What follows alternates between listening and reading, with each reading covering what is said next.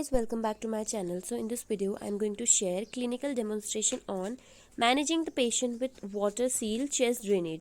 इससे पहले भी मैंने आपके साथ बहुत सारे clinical demonstration, NCP, health education, जितनी भी रिक्वायरमेंट होती है मेडिकल, सर्जिकल, नर्सिंग की, सारी आपके साथ शेयर करी है, अलग अलग वीडियोस शेयर करी हैं. You can go through that. So आज का वीडियो है clinical demonstration on managing the patient with water seal and chest drainage. आप इसको एज अ असाइनमेंट भी यूज़ कर सकते हैं या एज अ नोट्स भी यूज़ कर सकते हैं कि अगर आपके पास क्वेश्चन आता है how you'll manage the patient with water seal and chest drainage 10 marks का, तो आपको जो ये मैं आपके साथ इन्फॉर्मेशन शेयर कर रही हूँ ये सफिशिएंट है उस क्वेश्चन की रिक्वायरमेंट पूरी करने के लिए. सो ये है बेसिकली फ्रंट पेज, जिस पे आएगा सबसे पहले गवर्नमेंट कॉलेज ऑफ नर्सिंग है. अगर आपका प्राइवेट कॉलेज है उस कॉलेज का नेम. लेफ्ट साइड पे आएगा क्लिनिकल डेमोन्स्ट्रेशन ऑन मैनेजिंग अपने टीचर को सबमिट कर रहे हैं वो. राइट साइड पे आएगा आपका name submitted by BSc nursing second year या थर्ड ईयर या फोर्थ ईयर जो भी आपका है, और उसके बाद सबमिशन ऑन, आपका सबमिशन डेट आएगा लास्ट पे. तो ये था एक बेसिक फॉर्मेट आपके फ्रंट पेज का. अगर आपके पास अपना फॉर्मेट है सो यू कैन यूज दैट. अब स्टार्ट करते हैं अपने इंट्रोडक्शन के साथ. Starting with introduction. Chest drains also known as under water seal drains UWISD are inserted to allow draining of the pleural spaces of air, blood or fluid, allowing expansion of the lungs and restoration of negative pressure in the thoracic cavity. So chest drains होते क्या हैं? ये एक incision बनाया जाता है हमारे plural spaces में, जो हमारी लंग कैविटी होती है वहाँ पे जो स्पेस होता है. अगर वहाँ पे ब्लड फंस चुका है या फ्लूइड हो चुका है, फ्लूइड का एक्सपेंशन हो चुका है लंग्स में, जिससे कि लंग्स का एक्सपेंशन हो चुका है और उससे नेगेटिव प्रेशर बिल्ड हो चुका है हमारी थोरैसिक कैविटी में, तो इसलिए हम वहाँ पे चेस्ट ड्रेन डालते हैं ताकि जो एक्स्ट्रा वहाँ पे ब्लड इकट्ठा हुआ है या मास फॉर्मेशन हो गया जिससे कि क्या हो गया, लंग्स का एक्सपेंशन हो गया और एक नेगेटिव प्रेशर बिल्ड हो चुका है, तो इसको बोलते हैं चेस्ट ड्रेन्स. ये हम इसीलिए इंसर्ट करते हैं कि जो एक्स्ट्रा इंसर्शन किसी भी चीज का हो चुका है उसको हम बाहर निकालते हैं. The under water seal also prevent backflow of air और fluid into the pleural cavity. तो जो अंडर वाटर सील या फिर चेस्ट ड्रेन डालते हैं ये बैकफ्लो करता है, प्रिवेंट करता है बैकफ्लो का, जो भी हमारा फ्लूइड या फिर ब्लड एक्यूमुलेट हुआ है उसको लंग्स में जाने से, प्लूरल कैविटी में जाने से. Careful management of patient with water seal drainage is an important aspect of achieving maximum and accurate effect in minimum duration with optimum patient outcome. तो इसका जो है मैनेजमेंट करना बहुत ज़्यादा इंपॉर्टेंट है. इसका मैनेजमेंट बहुत ज़्यादा इंपॉर्टेंट है ताकि जिस भी पेशेंट को चेस्ट ड्रेन लगाए उसका हम मैक्सिमम आउटकम जो है अचीव कर सकें. अब देखते हैं इसके पर्पसेस कि चेस्ट ड्रेन अगर लगता है किसी पेशेंट को तो क्यों लगता है. To prevent infection. अगर किसी का पस फॉर्मेशन वहाँ पे हो गया है, ब्लड एक्यूमुलेशन हो गया है, तो अगर वो किसी और चीज़ को इन्फेक्ट ना करे, अपने हार्ट को इन्फेक्ट ना करे, जो प्लूरल कैविटी में पस फॉर्मेशन हो गया या एक्स्ट्रा जो भी चीज़ आ चुकी है वो फर्दर ना स्प्रेड हो, तो इसलिए टू प्रिवेंट इन्फेक्शन हम चेस्ट ड्रेनेज लगाते हैं. To ensure correct functioning of drainage system. तो जो ड्रेनेज सिस्टम है उसका करेक्ट फंक्शनिंग हो सके इसलिए लगाते हैं. Next purpose is to promote patient comfort. Next is to prevent complication, ताकि फर्दर कॉम्प्लिकेशन ना हो सके, जो एक्यूमुलेशन हो चुका है प्लूरल कैविटी में वो और ज़्यादा ना बढ़े, तो इसलिए हम लोग चेस्ट ड्रेन लगाते हैं. इसके सारे पर्पसेस आप देखते हैं. इंडिकेशन, हम किस किस पेशेंट में चेस्ट ड्रेन जो है वो लगा सकते हैं. Post operatively, example cardiac surgery अगर किसी की हुई है, थोरैक्सोटमी अगर किसी की हुई है तो उस केस में हम चेस्ट ड्रेन लगाएंगे.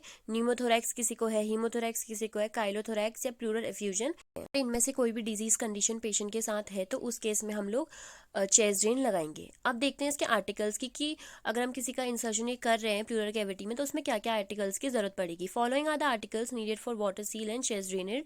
Water seal chest drainage system चाहिए होता है हमें. स्टेराइल कनेक्टर और clamp for emergency use. Sterile water या नॉर्मल सलाइन चाहिए होता है 0.5%. सक्शन इक्विपमेंट चाहिए होता है. स्टेथोस्कोप चेक करने के लिए कि जो हम इंसर्ट कर रहे हैं वो सही जगह गया है या नहीं गया है.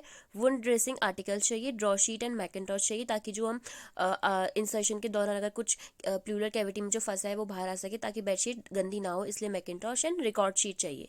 अब देखते हैं स्टेप्स ऑफ प्रोसीजर. तो जैसे कि मैंने बताया ये एक डेमोन्स्ट्रेशन है तो इसमें ऑब्वियसली स्टेप्स होंगे. तो प्री प्रोसीजरल स्टेप होंगे, इंट्रा प्रोसीजरल स्टेप होंगे एंड पोस्ट प्रोसीजरल स्टेप होंगे. तो सबसे पहले बात करते हैं प्री स्टेप की. Explain the procedure to the patient. It require anxiety and promote comfort. तो क्या होता है कि पेशेंट जो है एकदम से डर जाता है जब हम उसके पास चेस्ट ड्रेनेज पूरा सिस्टम लेके जाते हैं कि अब मेरे संग कौन सा प्रोसीजर होने वाला है. इसलिए हमें आईपीआर मेंटेन करना बहुत ज़्यादा इंपॉर्टेंट है ताकि हम पेशेंट की एंजाइटी जो है वो कम कर सकें, कि उसे ऐसा ना लगे कि अब मेरे को बहुत ज़्यादा पेन होगा या फिर कुछ भी. उसके बाद आता है wash your hand to prevent infection. हमें ये बहुत ज़्यादा इंपॉर्टेंट स्टेप है कोई भी प्रोसीजर करने से पहले कि हमें अपनी हैंड वॉशिंग करनी है. Next is to bring article as per need and situation to patient bed side. Patient के बेड साइड पे हमें सारे आर्टिकल्स अरेंज करने हैं. लाइक रूटीन ड्रेसिंग चेंज करनी है तो वो भी हमें उसके साथ लाना है. एक्सीडेंटल एक्सीडेंटल डिस्कनेक्शन करना है और रूटीन असेसमेंट करना है। तो सारे आर्टिकल्स हमें पेशेंट की बेड साइड पे रखने हैं। तो ये सारे थे प्री स्टेप्स। अब हम देखते हैं इंट्रा प्रोसीजरल स्टेप क्या होंगे कि हमें ड्यूरिंग प्रोसीजर क्या करना है। Auscultate the lung field for breath sound, help to compare with previous finding and to connect blood improvement patient condition. हमें लंग फील को अस्कल्टेट करना है, कंपेयर करना है कि अभी के जो लंग साउंड आ रही है और इससे पहले जब हेल्दी लंग था तो उन दोनों की लंग साउंड में क्या अंतर है। See that chest tube from the pleural space is attached to the water seal drainage system. Sterile water is added to drain bag. Suction is adjusted as directed until.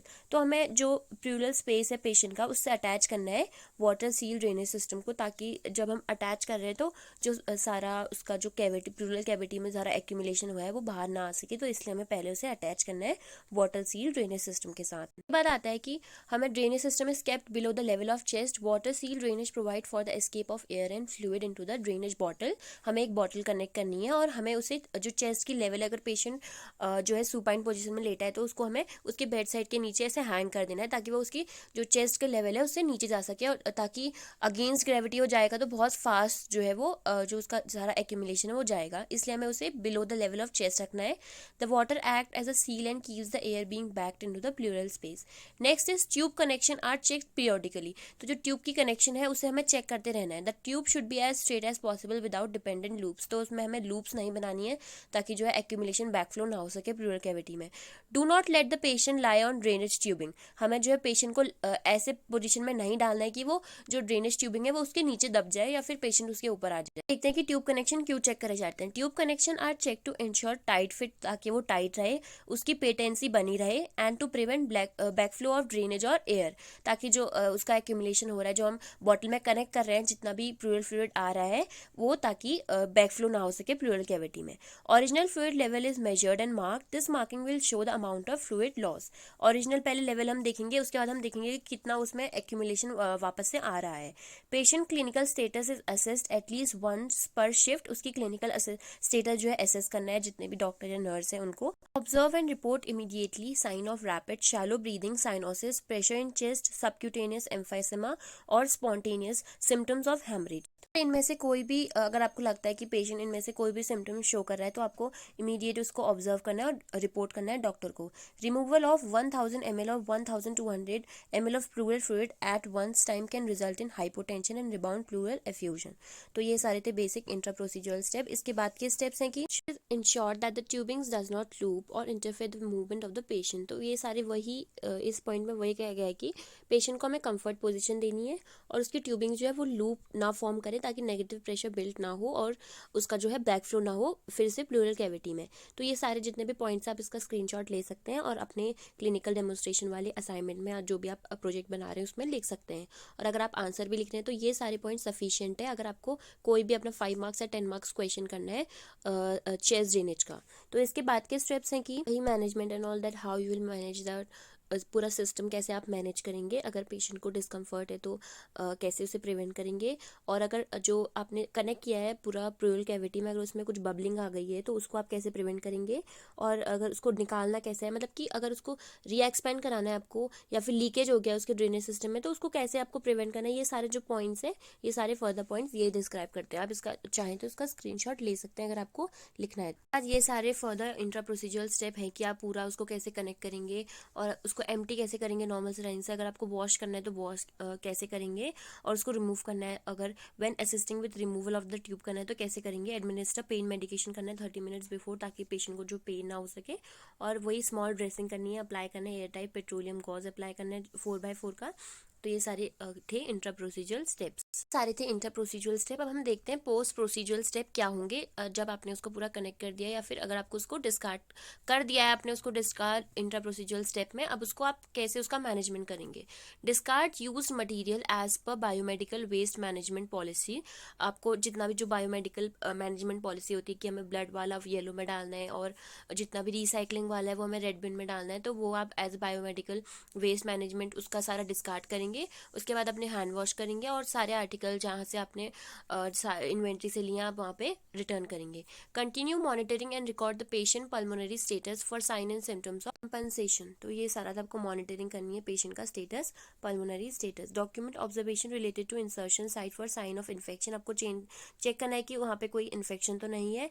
Changes in drainage, जो drainage हो रहा है उसमें कुछ दिक्कत तो नहीं थी। Educate patient and attendance about care of chest tube drainage. तो आपको उसमें अगर पेशेंट का ड्रेनेज जो है वो लगा हुआ है, आपने हटाया नहीं है, और पेशेंट के अटेंडेंट को आपको एजुकेट करना है कि कैसे आप उसका चेस्ट ट्यूब ड्रेनेज सिस्टम जो लगा है उसको कैसे मैनेज करेंगे। अगर आपने उसको हटा दिया तो it is well and good. अगर आप वो पेशेंट के साथ अटैच है तो आपको उसको एक्सप्लेन करना है कि कैसे आप इसकी केयर करेंगे और प्रिवेंट करेंगे, लूपिंग कैसे प्रिवेंट करेंगे ताकि बैक फ्लो ना हो। सारे थे पोस्ट प्रोसीजरल स्टेप। तो यहाँ पे हमारे इंट्रा, प्री एंड पोस्ट सारे स्टेप्स कंप्लीट हो चुके हैं। अब हम यहाँ पे स्पेशल कंसिडरिंग देखेंगे कि क्या क्या स्पेशल कंसिडरेशन है अगर हम किसी को भी चेस्ट ड्रेनेज लगा रहे हैं। तो chest tube contain non thrombogenic coating thus decreasing the potential for clotting. तो इसमें क्या है, क्लॉटिंग प्रिवेंट होती है। If all it is necessary to remove the drainage through the tubing, one should practice only a mild squeeze and release motion with the fingers. तो ये है कि कैसे उसे आपको रिमूव करना है ताकि पेशेंट को है पेन ना हो सके। अरे स्पेशल कंसिडरेशन नेक्स्ट है, clamping of chest tube is also not recommended now, it may lead to tension pneumothorax from the rapid accumulation of air in the pleural space. तो ये है कि इसमें क्लैंपिंग जरूरी नहीं है। इससे क्या होगा कि जो प्लूरल स्पेस है उसमें एक्यूमुलेशन हो जाएगा एयर का। तो ये सारे थे स्पेशल कंसिडरेशन। आप चाहें तो इसको अवॉइड भी कर सकते हैं। आप ज़रूरी नहीं है इसको आप अपने असाइनमेंट में इंक्लूड करें या अगर आप क्लिनिकल डेमो दे रहे हैं तो वहाँ पे इसको बोलें। तो अगर आप चाहें तो इसका डायग्राम भी बना सकते हैं अपने फाइल में, ताकि जो एग्जामिनर है या जो भी आपका टीचर है वो थोड़ा इन्हांस हो सके आपके मार्क्स देने में। तो ये सारे थे स्पेशल कंसिडरेशन। कोई भी प्रोसीजर करने में सबसे इंपॉर्टेंट आता है नर्सिंग रिस्पॉन्सिबिलिटी की। एज ए नर्स आपकी क्या रिस्पॉन्सिबिलिटी है अगर कोई भी प्रोसीजर परफॉर्म हुआ है तो। चेक फॉर वाइटल साइन, आपको वाइटल साइन चेक करने, ऑक्सीजन सैचुरेशन चेक करना है, पेन असेसमेंट करना है कि पेशेंट को पेन तो नहीं हो रहा है। प्रोवाइड फाउलर पोजीशन, जब पूरा उसका चेस्ट ड्रेनेज लग चुका है उसके बहुत देर बाद उसको आपको फाउलर पोजीशन प्रोवाइड करनी है। उसके बाद check point of chest drainage, आपको पॉइंट चेक करने है कि कहाँ पे उसका चेस्ट ड्रेनेज लगा है। Always keep chest drainage system upright and below the level of patients chest. हमें हमेशा जो ड्रेनेज सिस्टम उसका लगा है उसको below the level of chest रखना है पेशेंट के।